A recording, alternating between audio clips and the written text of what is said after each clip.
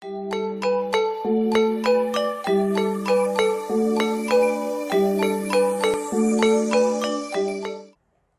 Antonius Julianus Budi Utomo, Kepala SMP Pendowo Ngablak. Salah satu unit yang menjadi bagian dari unit-unit karya pelayanan pendidikan Tarakanita.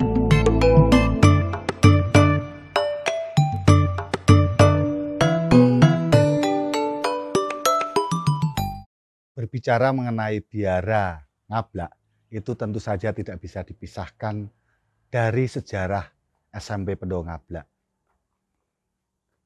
Sejarah SMP Pendowo Ngablak dimulai tahun 1961, tahun berdirinya sekolah, di mana kebutuhan akan gedung itu pada akhirnya bisa tercukupi di masa-masa awal sejarah dari SMP Pendowo Ngablak. Salah satunya adalah gedung yang sekarang dijadikan sebagai biara. Pada awalnya merupakan gedung untuk memenuhi kebutuhan ruang di SMP Pendowo Ngablak.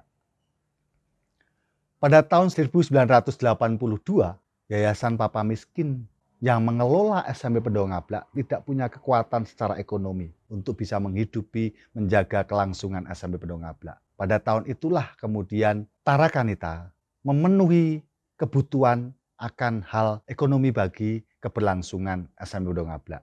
Maka di tahun itu secara resmi, secara ekonomi SMP Pendowo Ngablak ditopang oleh Yayasan Tarakanita.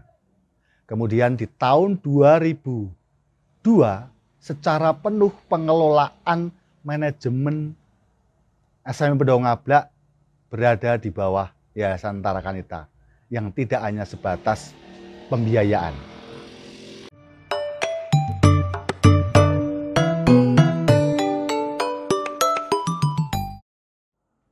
Membuka peluang bagi para suster untuk hadir dan terlibat secara langsung dalam karya pendidikan. Ada beberapa suster yang terlibat secara langsung dalam karya pendidikan di Yayasan Tarakanita, tepatnya di SMP Pendowo Ngablak. Yang pertama adalah Suster Elis yang mengajar pendidikan agama. Kemudian dilanjutkan dengan Suster Ignatin yang mengajar bahasa Inggris. Namun, para suster tersebut tidak tinggal dan berdomisili di Ngablak, melainkan hanya berada di Pendowo Ngablak ketika beliau mengajar. Pada awalnya, biara pada saat itu baru sebatas dipakai untuk memenuhi kebutuhan ruang, terutama penyimpanan, perlengkapan, sarana prasarana gereja.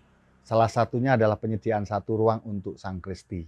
Namun saat ada beberapa suster yang mulai tinggal di biara, secara resmi ruangan tersebut dijadikan sebagai biara. Dimulai dari Suster Maksi dan Suster Loisiana. Dan yang terakhir adalah Suster Emilia. Bersama-sama 3 suster itu membantu kami untuk menjaga kelangsungan sekolah. Namun setelah ada penugasan dari para suster di berbagai tempat, biara kembali kosong dan dijadikan tempat seperti awal di mana bangunan itu dibangun, yaitu untuk ruang penyimpanan perlengkapan gereja dan juga Sang Kristi. Biara yang kosong itulah yang kemudian juga melahirkan kekosongan pada hati kami. Air yang tadinya mengalir, wejangan-wejangan yang tadinya selalu kami terima, motivasi yang selalu membuat spiritualitas kami selalu bertambah dari hari ke hari, seolah-olah sirna begitu saja. Cukup lama. Dan dalam masa-masa kekosongan itulah kami sangat merindukan kehadiran para suster. Waktu yang sangat lama, 20 tahun, kami merasakan sendiri.